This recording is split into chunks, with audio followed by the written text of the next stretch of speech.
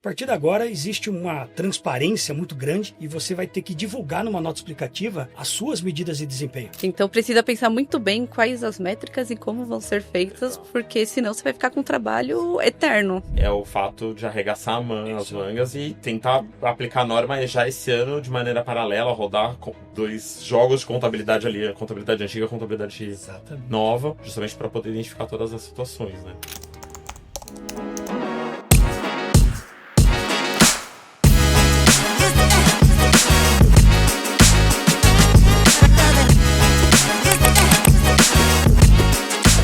Muito bem, pessoal, sejam bem-vindos a mais um RSM Cast da RSM Brasil.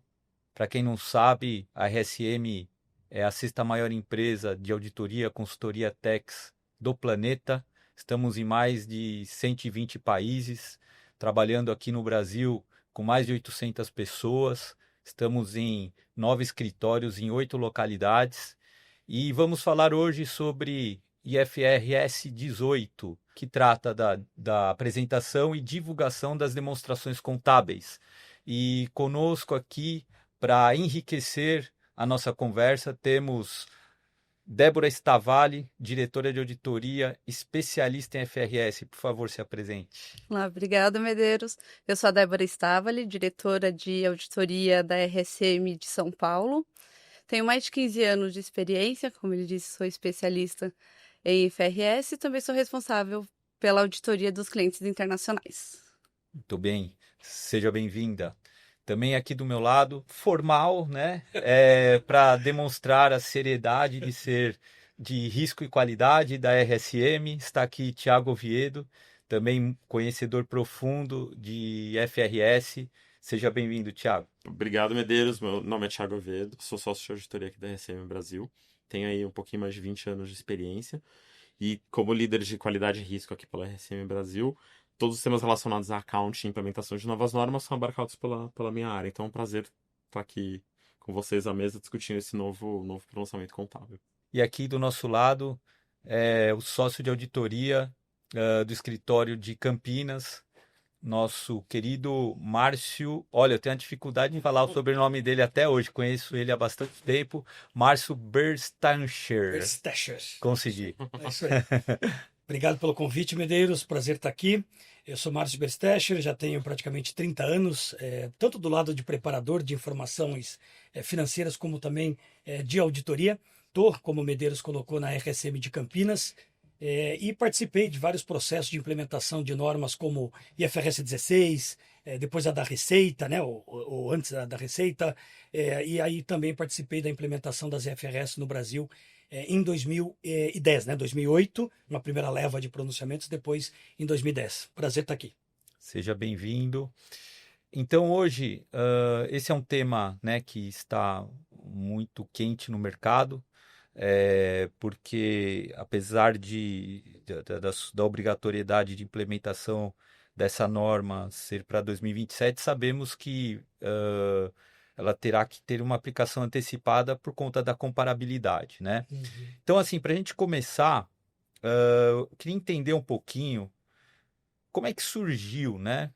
Como surgiu essa mudança, né? Por que mudança? Porque o IFRS 18 ele não é uma norma nova, né? Ele está substituindo a IAS 1, que aqui no Brasil a IAS 1 é o CPC 26, o IFRS 18 será o CPC, ou já é, o CPC 51, né?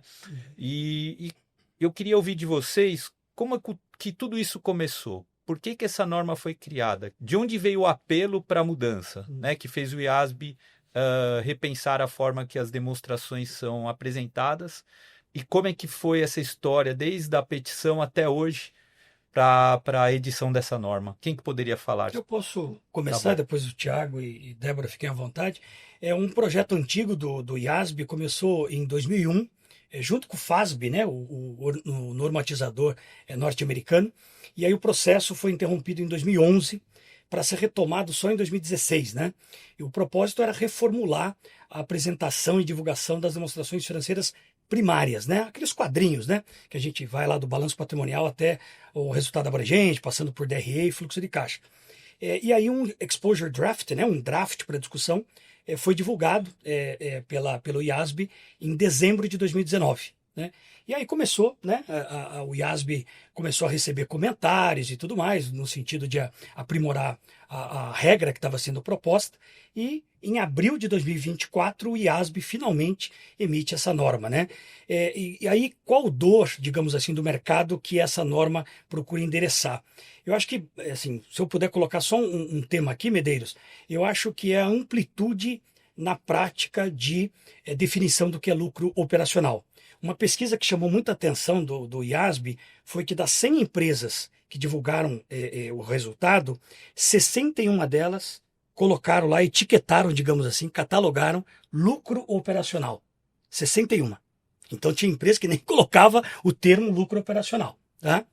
Dessas 61, nessas 61 empresas, havia 9 definições diferentes de lucro operacional. Então era uma verdadeira, se me perdoe o termo técnico, bagunça.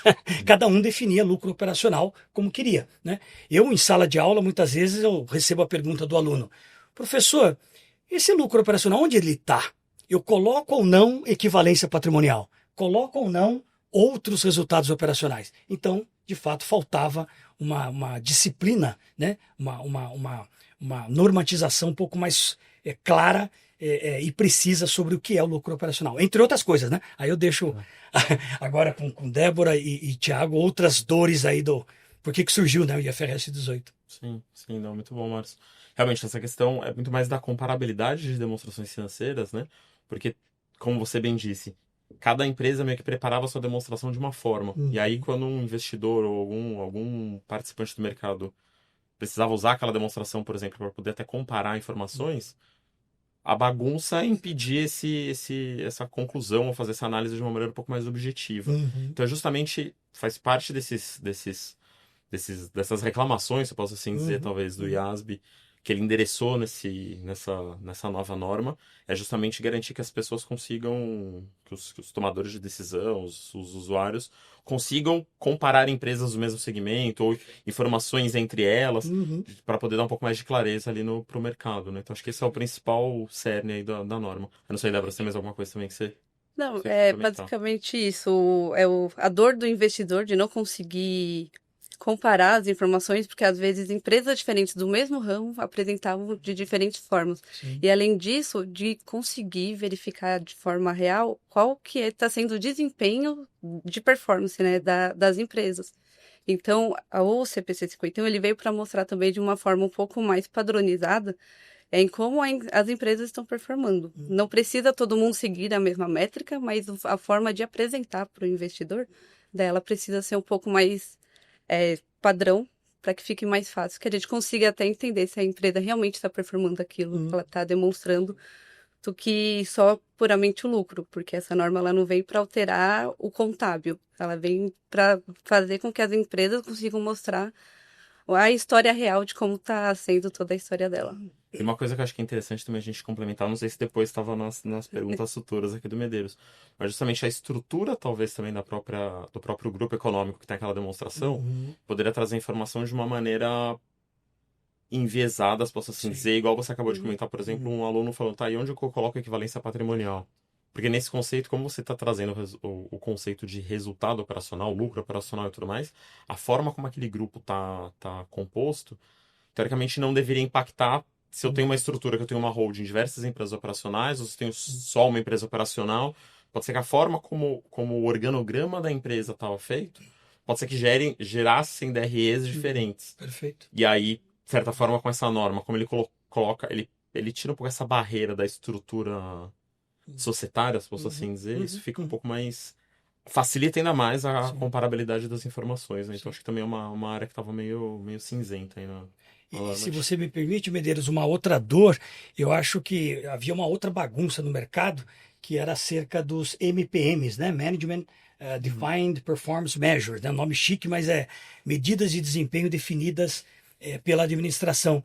Era uma verdadeira bagunça, isso a gente viu no passado, gerou até memes no mercado de capitais, o pessoal brincando com EBITDA, com o EBITDA, né, que é uma métrica muito utilizada. A partir de agora existe uma transparência muito grande e você vai ter que divulgar numa nota explicativa as suas medidas de desempenho, né? E aí o auditor passa a auditar, né? Então, para a administração, aí, você que é de um cliente da RSM, ou potencial cliente da RSM, deixa todo o rastro aí, porque certamente o auditor vai querer, né, o documento, o rastro, quais as contas contábeis que estão alimentando essa medida de desempenho. Então, uma outra dor, né? Não é nem querer, né? A gente vai passar a ser auditado lá, não é nenhuma missão do auditor, Perfeito. é um requisito que vai passar a ser nosso ali por norma de auditoria, né? Então, Isso aí. E assim, é interessante, né?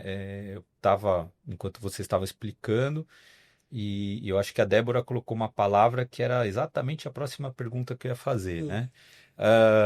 Nós que participamos da mudança, né? Ou a implementação do IFRS, começou lá em 2007. Confessou a idade agora, Medeiros. Né?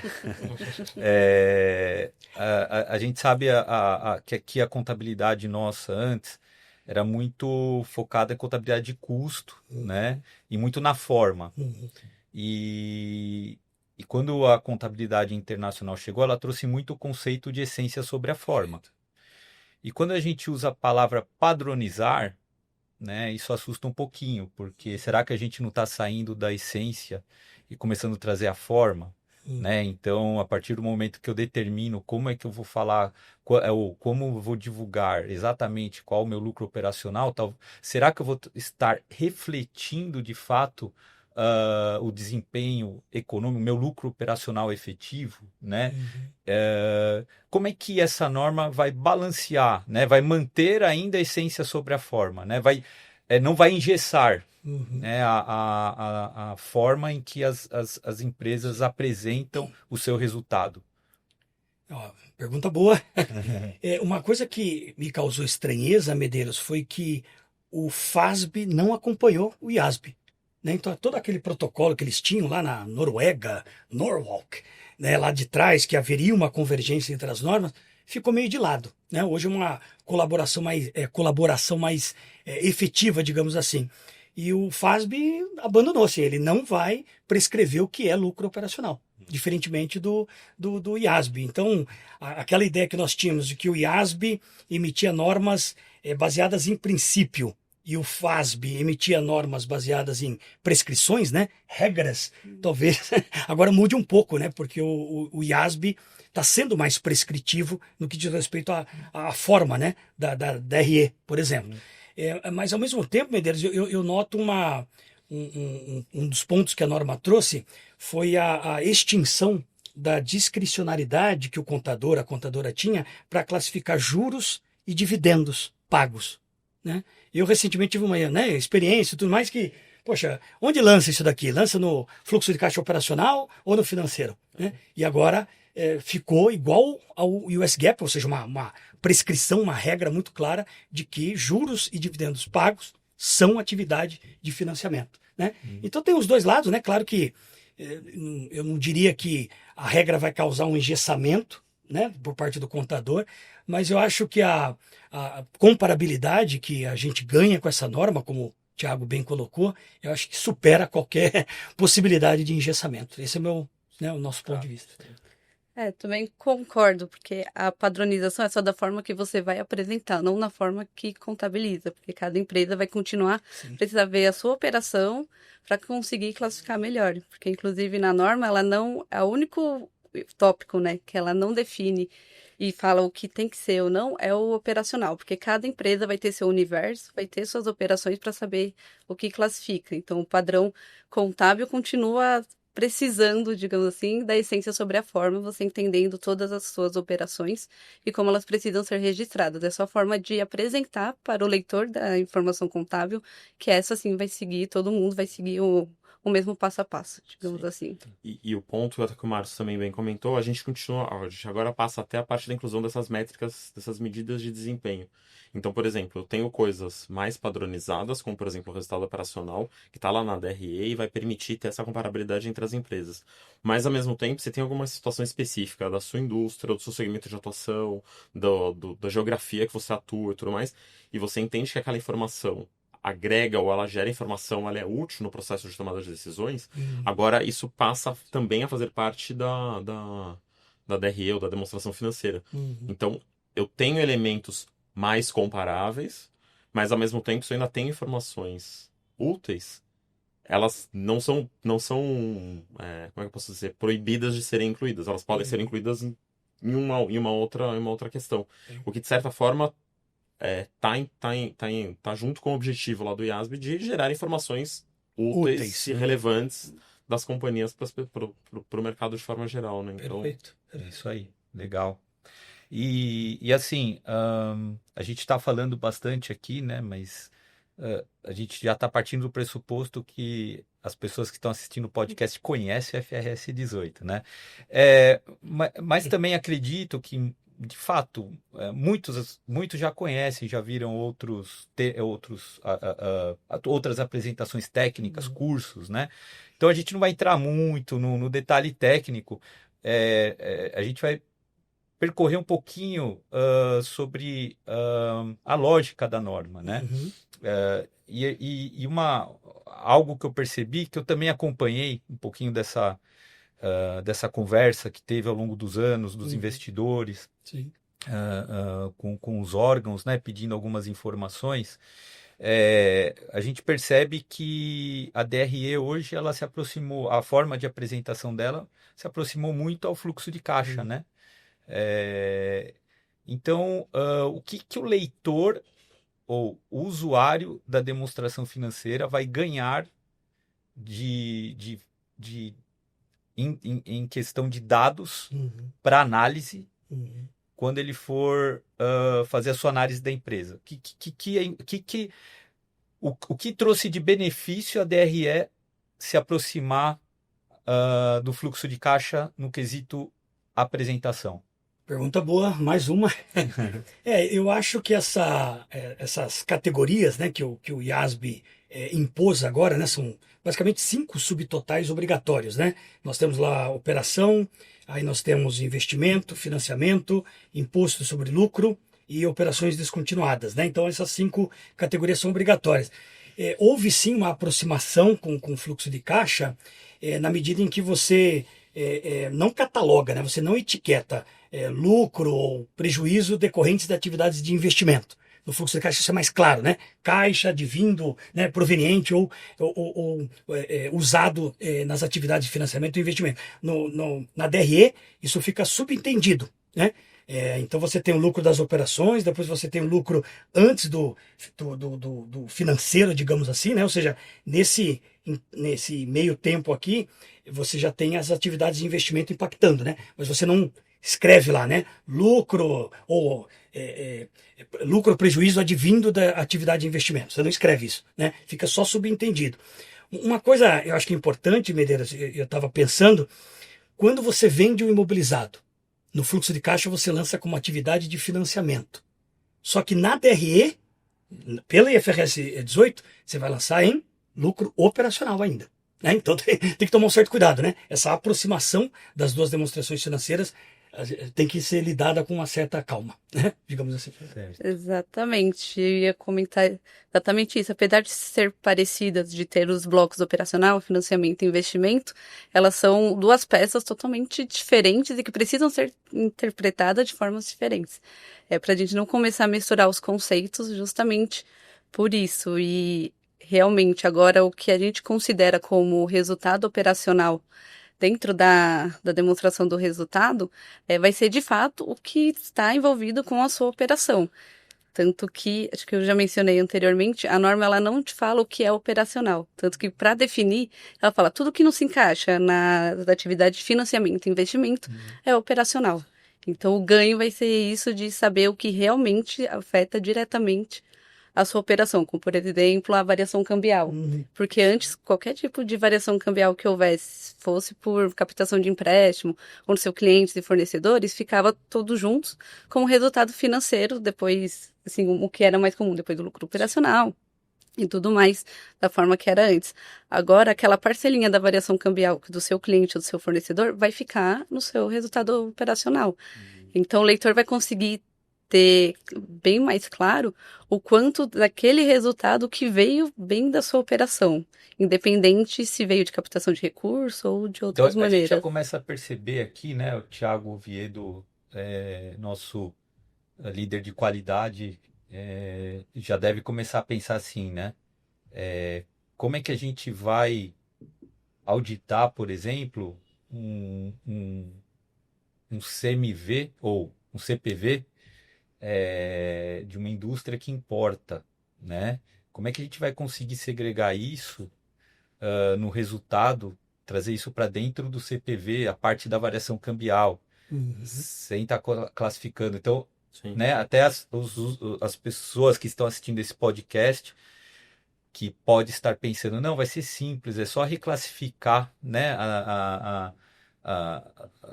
lá no momento de apresentar a DRE, e a coisa não é tão simples. Imagina numa indústria, né, Sim, Thiago? sim. Como é que a gente vai parametrizar tudo isso daí, uma indústria grande, né? Perfeito. Sim. Tanto que, por exemplo, a norma, por que que a gente está até trazendo esse tema agora, né? A norma ela é aplicável a partir do ano que vem. Só que, numa maneira muito, muito, muito simplista, é só realmente, pego a DRE como eu apresento ela hoje, faço uma meia dúzia de reclassificações e tenho a minha DRE no padrão IFRS 18 CPC 51. E não é, na verdade, né? Na verdade, todas as empresas vão ter que fazer esse exercício ainda durante este ano, no máximo, caso ainda não tenha iniciado aí no ano passado. Porque, às vezes, justamente para poder capturar esse tipo de situação, pode ser que alguma alteração em plano de contas tenha que ser feita, alteração em centros de custo, mudanças em sistemas, em processos. Então, assim, esse ano, embora a norma seja realmente vigente para o ano que vem, esse ano as empresas precisam trabalhar nessa estrutura de controles internos, porque senão não é só em janeiro do ano que vem pegar já o balancete gerado para 31 de dezembro de 26, faz minha dúzia de reclassificação e apresenta a DRE. Então, vai um exercício bem, bem intenso.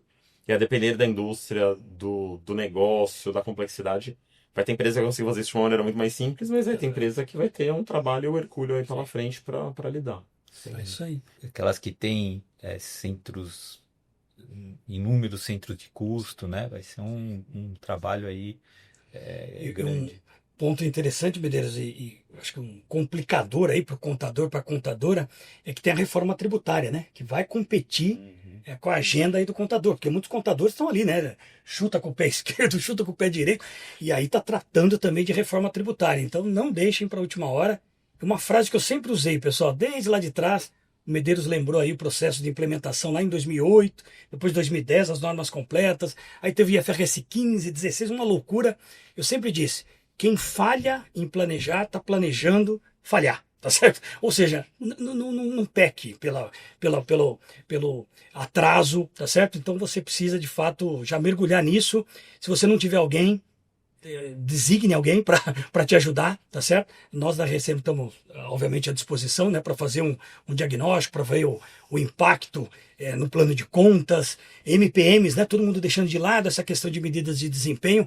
Gente, afeta covenant, né?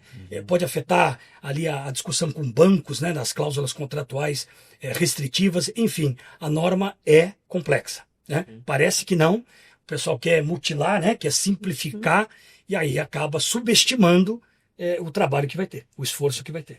Esse ponto até que você comentou é bem importante. Por exemplo, igual a gente teve recentemente, por exemplo, as mudanças no IFRS 16 de arrendamento. Sim. Que dependendo do negócio da companhia, a mudança na DRE ou em algumas classificações foi tão tremenda que as companhias já precisavam, de certa forma, se antecipar nas discussões para não quebrar um covenant, Sim. porque na verdade mudou o contábil ali atrelado.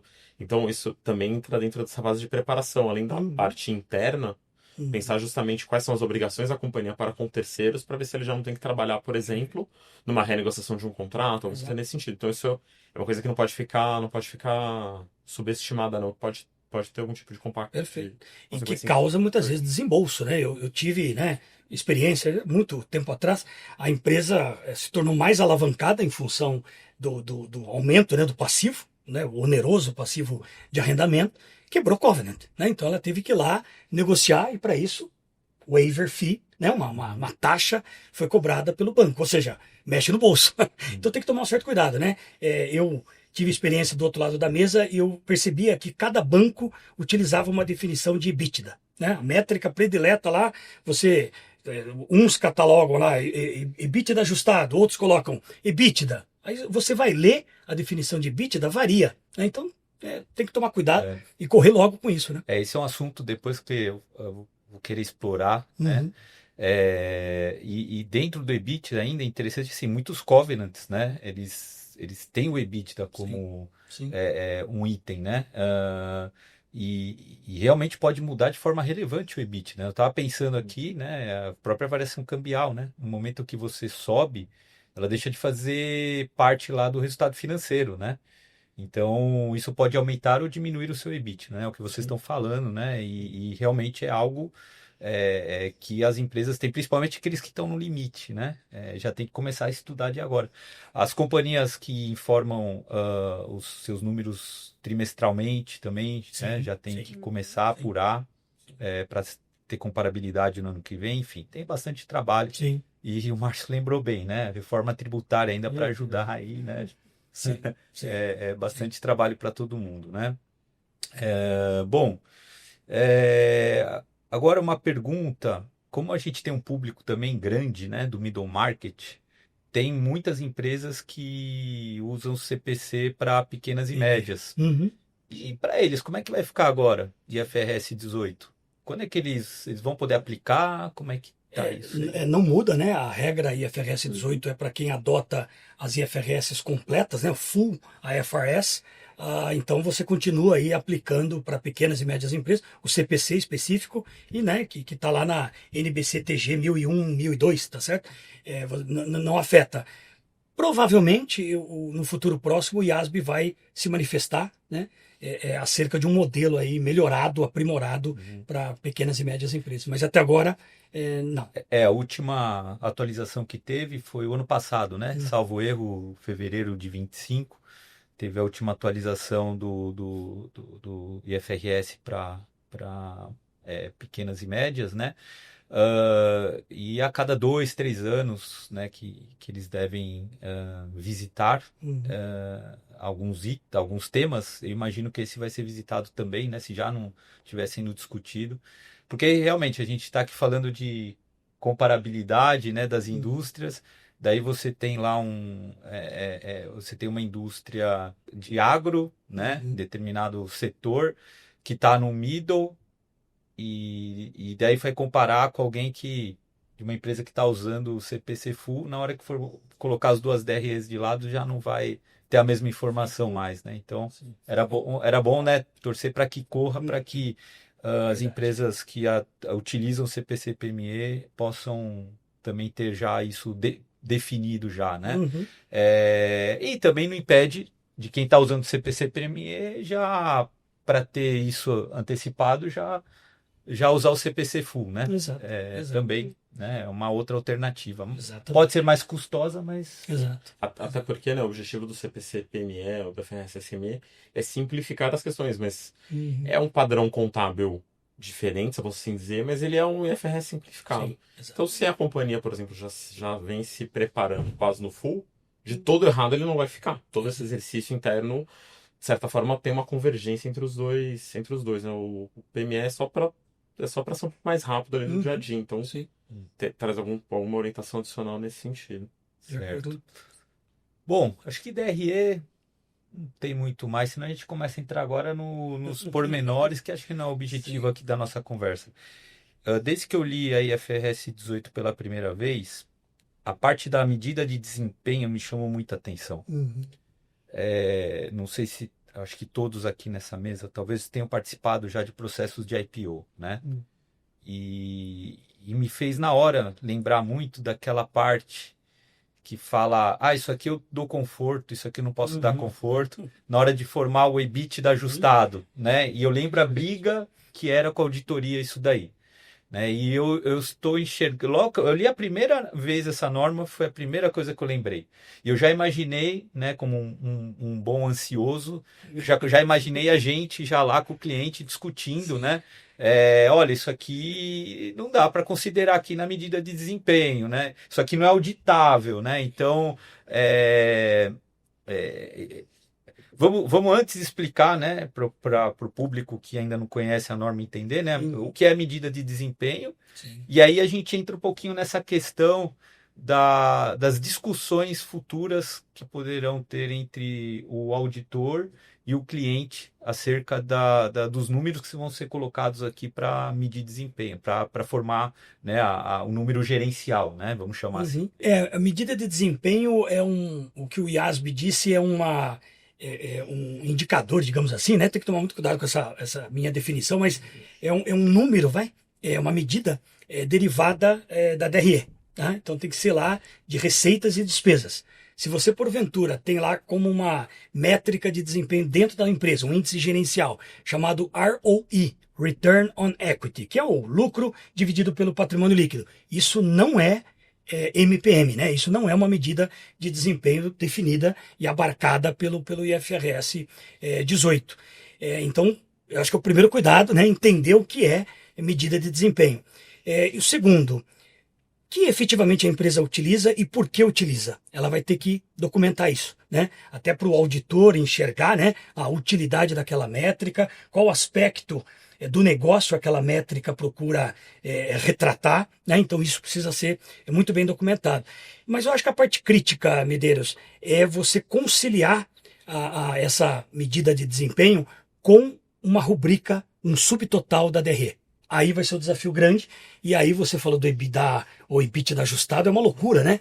Porque hoje, sinceramente, gente, né, falando em geral, você muitas vezes quer chegar ao EBITDA ajustado de uma empresa, capital aberto, capital fechado, às vezes você não consegue. Né? A falta de transparência e de disclosure mesmo, de divulgação, é gigantesca. Né? Então a norma procura impor essa conciliação entre o subtotal, né? Você escolhe o subtotal lá da DRE, né? E a sua métrica de desempenho. Né? Então, isso aí vai ser auditado. Né? Essa ponte entre uma coisa e outra vai ser auditada. Então, cuidado muito grande para não criar métricas malucas. E com certeza a gente lembra, né? No mercado de capitais, a empresa chamada WeWork, né? Muito grande dos Estados Unidos, e ela criou um EBITDA maluco lá, chamado Community Adjusted EBITDA. Né? Então falou, que raio, né? O mercado olhou, a SEC, né, a CVM norte-americana olhou e falou, o que é isso, né? E aí eles explicaram, não, a gente tira gastos de marketing, porque vai beneficiar o futuro. Enfim, uma maluquice, você não conseguia comparar com nada, você não conseguia cruzar com a DRE, uma maluquice total, né? Então, eu acho que a norma, eu falei de uma empresa americana, mas enfim, normatiza um pouco essa bagunça, né? Então a empresa tem que tomar um certo cuidado para, em resumo, mostrar a utilidade daquela medida de desempenho, conciliar com a contabilidade, né? E claro, tem as especificidades, né? Como mostrar o impacto tributário para cada MPM, né? Que você divulgar, a participação de não controlador, aí é uma parte mais técnica, mas não menos chata, né? Da norma. E uma coisa que eu acho que é importante também a gente ressaltar é que, assim, o uso dessas medidas, ele não é uma questão obrigatória. Se fazem sentido, se elas ajudam e se a administração tem aquelas medidas, aí sim eles têm que ser aplicados. Então, por exemplo, eu já atendi muita companhia do segmento de varejo. No varejo, por exemplo, é uma métrica, uma medida de desempenho, por exemplo, importante, o que é avaliada, volume de vendas por metro quadrado de loja construída. Sim. Isso é uma medida que, de certa forma, as empresas do segmento ali conseguem comparar quanto que está gerando de receita por cada metro quadrado. Isso para o segmento de varejo faz todo sentido. Isso não é algo que vai ser criado, vai passar a ser utilizado justamente porque agora é um requisito da norma. Então, como a gente já comentou um pouquinho antes, a depender da indústria, do segmento, mas a IFRS 18 ela só vai trazer uma questão que já existe na realidade hoje, que já é realmente alguma questão utilizada, para a demonstração financeira, justamente para poder trazer uma riqueza maior de informação dentro da demonstração financeira. Não é para ser algo extraterrestre ali para ser criado. Então, e aí, de certa forma, isso ajuda, porque justamente como, teoricamente, já são coisas que já são utilizadas, né, ou informações que as companhias já usam, já calculam e tudo mais, o lado positivo disso é que agora ele vai passar a ter a obrigatoriedade de que isso seja conciliado com as informações contábeis, que antes talvez eram números que já existiam, mas, justamente como o Márcio comentou, que não cruzavam com nada na DRE. Então agora, pelo menos, essa informação que, se eu posso dizer, antes ela estava voando, ela vai deixar de voar. Pelo menos ela tem que estar reconciliada ali com os números, o que a gente tem que ver como um avanço, na verdade, né? Não é como um retrocesso ou uma sobrecarga adicional de trabalho a ser feito, né? E lembrando que como essas medidas elas estão agora dentro, né, de um normativo contábil, elas são embaixo da norma sobre políticas. Então você precisa determinar uma política de como você está fazendo essas medidas. E por conta disso, então, se você pensou numa métrica nesse ano, você faz todas as divulgações, está tudo certo. E daí, para o ano que vem, por algum motivo você precisou mudar, você vai ter que voltar e reapresentar aquela informação para ficar comparativa.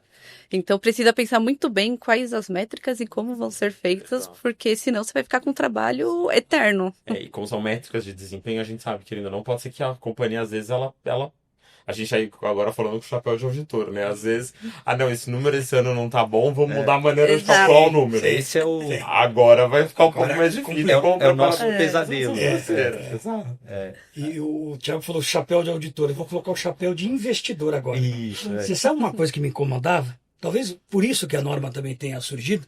Eu como investidor, tá? Pensando como investidor, eu lia o relatório de auditoria, aí tem lá, eu, auditor, né? Claro que eu estou colocando em termos aqui populares. Eu, auditor, li o relatório de administração, né, o earnings release, e verifiquei se tinha consistência, uma coisa assim. E aí ele diz, eu sou obrigado a apontar para o mercado se houver alguma inconsistência, etc. Raríssimos casos em que havia alguma menção do auditor em relação a alguma bobagem feita no earnings release. Então, hoje, assim, acabou, porque agora vai estar numa nota explicativa e o auditor, ele deixa de ser um mero leitor do earnings release, no que diz respeito à medida de desempenho, e passa a ser efetivamente um auditor, né? Eu achei um avanço fenomenal. Depois até você lembrar o caso que o auditor discordou, você me fala, porque eu acho que eu nunca vi. E o outro. Eu acho que eu nunca nem vi alguma discordância ali. E assim, quando você falou do chapéu de investidor, era exatamente o que eu estava pensando. O investidor, eu sendo investidor, eu vou direto nesse número. É isso aí. Aí eu vou olhar a DRE. Primeiro eu vou direto lá. É isso. Então esse número vai, sem dúvida, ser muito importante.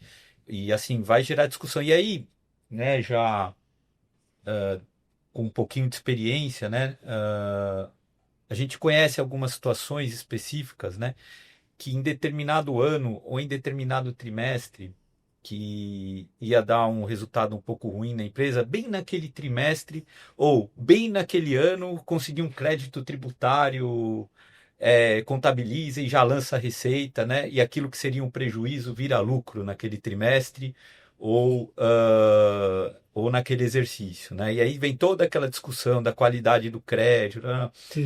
Bom, e aí entra na pergunta, né? Medida de desempenho da gestão. Logicamente que vai ser caso a caso, né? Então, mas eu estou um exemplo hipotético, né? E estressando aí, colocando uma situação de um possível estresse. Uhum. Foi nesse ano só que teve esse ganho tributário. Foi lá um escritório, levantou um crédito tributário de 5 anos, lançou tudo no resultado esse ano. Se não tivesse lançado isso, seria um prejuízo. Na medida de desempenho, eu vou tirar ou não do resultado? Eu acho que vai passar, Medeiros, pela definição... Por ser um ganho pontual, tá? Entendi. Para ficar mais claro. Sim. É um ganho pontual. Não recorrente. Não recorrente. Não recorrente. Eu acho que passa pela definição, pela administração da medida de desempenho, né? Ele vai ter a política, como a Débora bem colocou, e ele vai estabelecer ali que itens não recorrentes deverão ser excluídos ou não. Então, acho que passa pela política, né? Exatamente. Ou seja, então, assim, numa política, eu como auditor, eu pelo menos vou discutir com a administração que se deve ou não colocar itens não recorrentes. Sim. A priori, né, aqui de uma maneira fria, eu entendo que tem que pôr, né? Sim. Mas tudo gera discussão, né? Vai muito do conceito, né? O que é recorrente, o que não é. Exato. Isso é crédito tributário a cada 5 anos. Se em 25 anos aconteceu 5 vezes, você pode dizer que ele é recorrente. Então, O regulador não gosta muito dessa exato, coisa. mas é super, super discutível, né? Então, Sim, você sim. tem que tomar cuidado aí, como que você carimba a informação. Então, a divulgação que há, né? Mas, Medeiros, notem você, né? Essas perguntas que você está fazendo, essas situações que você está criando. Você imagina quem não leu nada da norma. Como, né? O problema que vai ter no futuro próximo, né? Então, mostra aí, reforça a necessidade da gente estudar a norma e fazer um diagnóstico o mais rápido possível. Que muitas situações vão acontecer. Eu lembro quando a gente estava adotando o IFRS 16, olha, a gente conseguiu mapear 70% do que ia acontecer. 30% foi pedrada, foi tema que a gente não tinha no radar. Sim, Né? Então tem que tomar muito cuidado. sim. E aí, ano que vem, já sendo ano da implementação, já tem prazo de divulgação, já vai ter. É o fato de arregaçar as mangas e É isso aí. tentar aplicar a norma já esse ano de maneira paralela, rodar dois jogos de contabilidade ali, a contabilidade antiga e a contabilidade Exatamente. nova, justamente para poder identificar todas as situações, né? Porque... Débora, você como uma boa auditora, né? Você quando vê agora pelo IFRS 18, né? Você vê ali uma conta de outros, né? Muito grande ali, né? O que que a norma está falando sobre isso? O que antes podia ser a salvação de muitos, porque quando não conseguia classificar era outros e ia embora.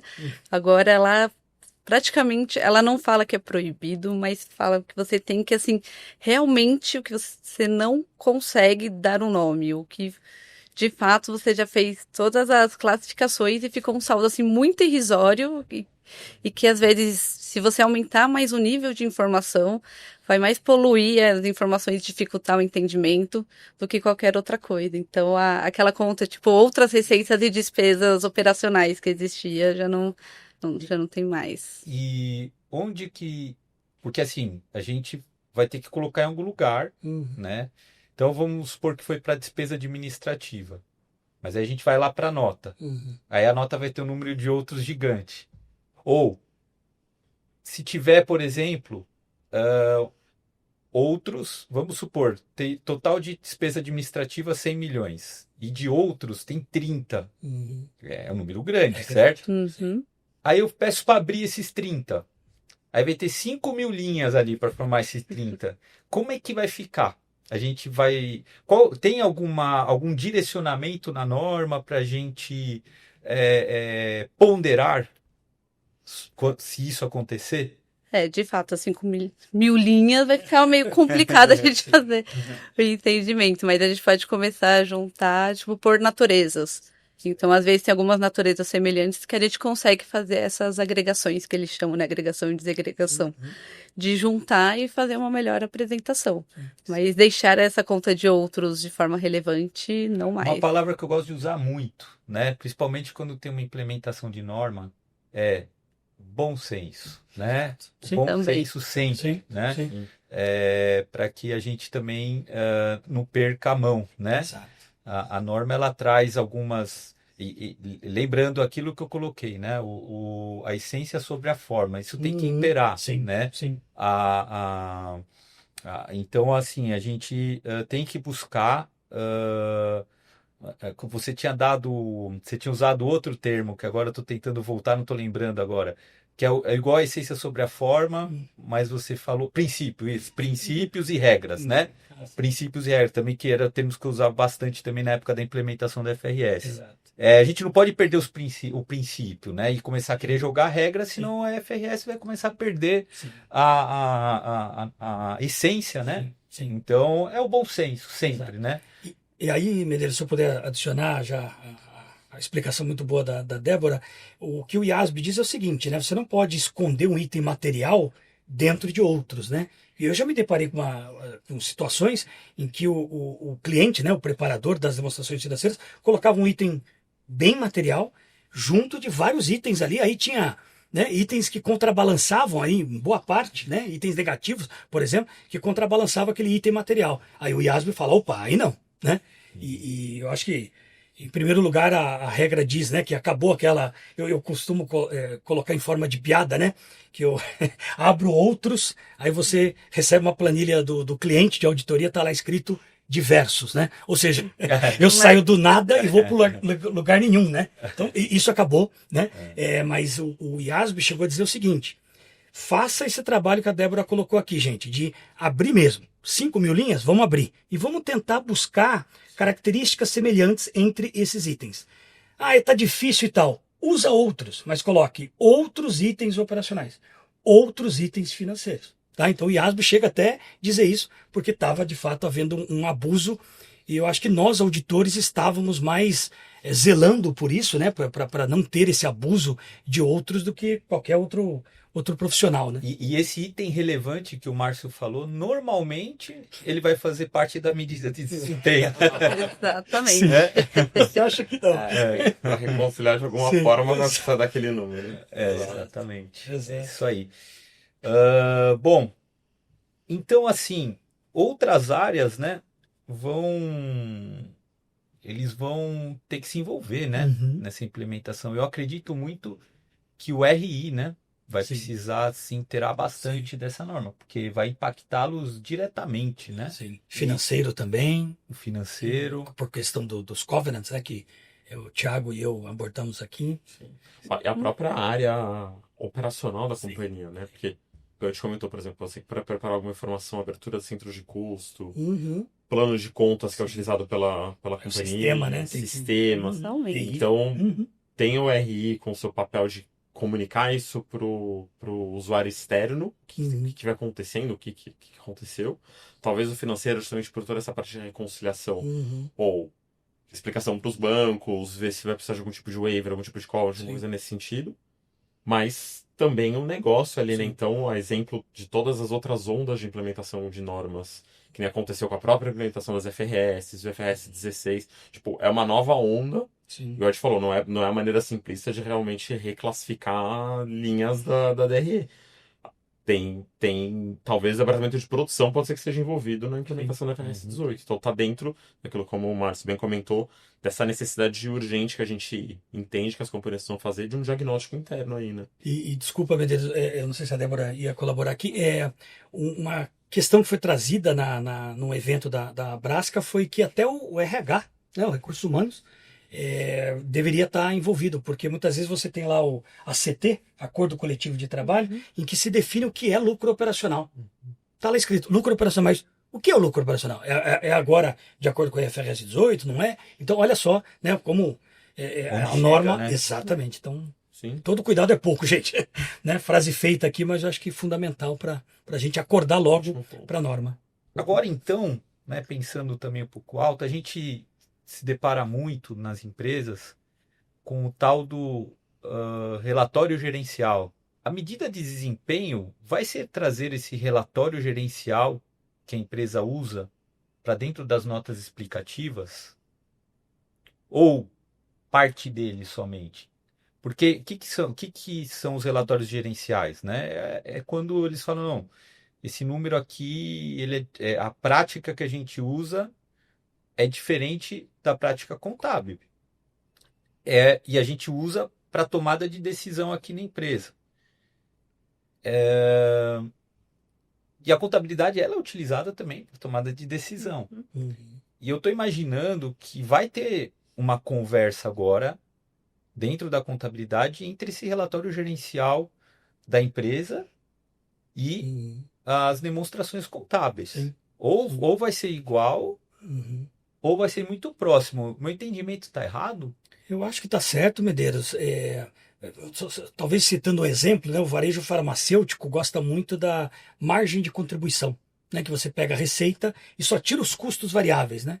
Aí produz lá a margem de contribuição. Porque é uma revenda, né? Uma farmácia só revende produtos, né? E aí, certamente, se a administração eleger esse item efetivamente como um MPM, né, como uma medida de desempenho, isso vai lá para a nota explicativa e tudo mais, vai ser divulgado, vai ser conciliado, né, com as rubricas específicas da DRE, e aí vai ser auditado, né? Então, talvez uma parte boa do que a gente chama de indicadores gerenciais serão sim considerados MPMs. Agora, antes de mais nada, o que é MPM, né, gente? Ele advém, né? Ele provém da DRE. Tá, gente? Então, net debt, né? Dívida líquida, né? O pessoal costuma calcular a alavancagem, net debt EBITDA, né? Pega a dívida líquida, todo passivo oneroso, tira o caixa, esse é um numerador da conta, e divide pelo EBITDA, né? Pelo EBITDA. Aí você fala, isso aí agora, é um MPM ou não é? Né? Isso não vem da DRE. O EBITDA vem, mas a dívida não. Né? Então, isso não está no escopo da norma. Então, tem que tomar um certo cuidado. Né? A gente tem que, primeiro, entender o que é MPM, tá certo? Para depois aí ver a utilidade, conciliar aí todo aquele trabalho que eu citei aqui. Né? Sim, tá bom. E às vezes até métricas que não têm necessariamente alguma relação com demonstração financeira. Pode ser que talvez seja, sei lá, a área de atuação ou métricas totalmente não contábeis, uma métrica totalmente diferente. Então, pode ser que realmente dentro do relatório da administração você ainda continue, sei lá, quantidade de clientes, isso é não financeiro, toneladas de alguma coisa. Indicadores não financeiros. Exato, que acaba não sendo abarcado pelo que é da norma. Até porque na norma, por tudo, ela também não define que você só tem que ter uma medida de performance, você pode ter mais de uma. Assim, justificando o porquê a administração entende que aquela medida é razoável ou não para ser divulgada, então pode ser de vários. Pode ser que às vezes você tem mais de um segmento dentro da empresa, então cada uma pode ter uma medida diferente para fazer, mas o que não muda é o ponto de partida ser o DRE. Perfeito. Não dá para ser de algo fora disso. Muito interessante, quer dizer, pode ter mais de uma medida de desempenho, então, Sim, né? sim. Teremos muitas informações ricas, né, para os investidores. Sim. Eles vão gostar bastante, né? Sim. Muito bom. Sim. E é o ponto, né? Tudo aquilo que deriva da contabilidade, amarrando com a contabilidade e fazendo parte do escopo também da auditoria. Então, Exato. a parte mais contábil, agora ela tá dentro da norma, né? Sim. Então, Sim. o que já era totalmente igual, comentei, por exemplo, sei lá, quantidade de clientes, já era minha formação extracontábil, isso não entra dentro do escopo. Mas se é alguma coisa que tinha alguma correlaçãozinha com a DRE e aquele número, como o Márcio comentou, talvez que não foi conciliado ou porque precisava de uma informação que não estava divulgada, esse pedaço da norma sumiu. Né? Não é mais possível. Agora eu preciso realmente amarrar isso com a minha demonstração do resultado. Então, é bem positivo essa mudança, né? Muito legal. Então, quer dizer, agora para fazer um wrap-up, né? Pilares, né? Da IFRS 18 ou CPC 51. Primeiro, antecipação. Perfeito. Certo? Planejamento. Segundo, DRE, novo formato, né, com a forma de apresentação. Terceiro, medidas de desempenho. Né? E a questão do outros, né? Sim. Agregação e desagregação, certo? Talvez aí, Medeiros, essas são as mensagens sim, aqui, sim. Né? Aí, questões aí que parecem despercebidas e tal, você agora segrega o goodwill numa linha específica, né? O ágil por expectativa de rentabilidade futura. Ele é um intangível, mas o IASB diz, mas é um intangível meio esquisitão, meio independente. Então, tira do intangível, ele é um intangível, mas ele vai ficar numa rubrica à parte. O fluxo de caixa parte agora do lucro operacional, né? Então no Brasil a gente usava lucro líquido, lucro antes do imposto de renda, agora não, é o lucro operacional. Que mais? Aquela discricionariedade que havia na classificação de juros e dividendos, acabou, né? Felizmente, né? Porque era uma bagunça isso, tinha empresa que, né? Brincava com essa classificação. Que mais de relevante além da desagregação? Eu acho que é isso. Eu acho que outros pontos aí parecem menores, mas também é interessante falar. Legal, ótimo. A Débora, especialista em FRS, está feliz porque vai ter bastante trabalho, Com certo? certeza. Vários desafios pela nas frente. implementações que tem pela frente. E o Thiago Oviedo também, né, como qualidade, né, também monitorando o que as empresas, né, estão fazendo e como nós estamos auditando, né? Certamente já estamos aí preparando programas de trabalho específico para isso também, né? Sim, exemplo do mudança de mindset dos preparadores de demonstração financeira, a gente, por exemplo, num processo de consultoria, por exemplo, que a gente apoia tá ali junto com o nosso cliente implementando alguma coisa, mas também a nossa linha de serviço de auditoria tem que mudar o mindset de como é que a gente vai passar a auditar esse número. Então, Isso aí. a gente Exato. precisa acompanhar a mudança, tá bem de perto. Eu diria que a gente vai começar, acho que as primeiras discussões, para encerrar aqui nossa conversa, eu acho que as primeiras discussões nossas, quando surgir esse tema, vai ser chamar as pessoas que participaram de IPOs.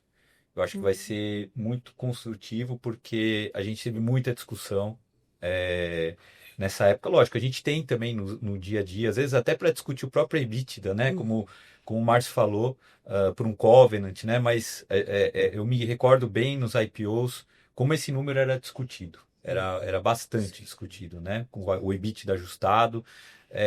Então, a gente tem muitos sócios hoje que carregam essa experiência e vão poder agregar bastante valor para as primeiras discussões que nós vamos ter a respeito disso.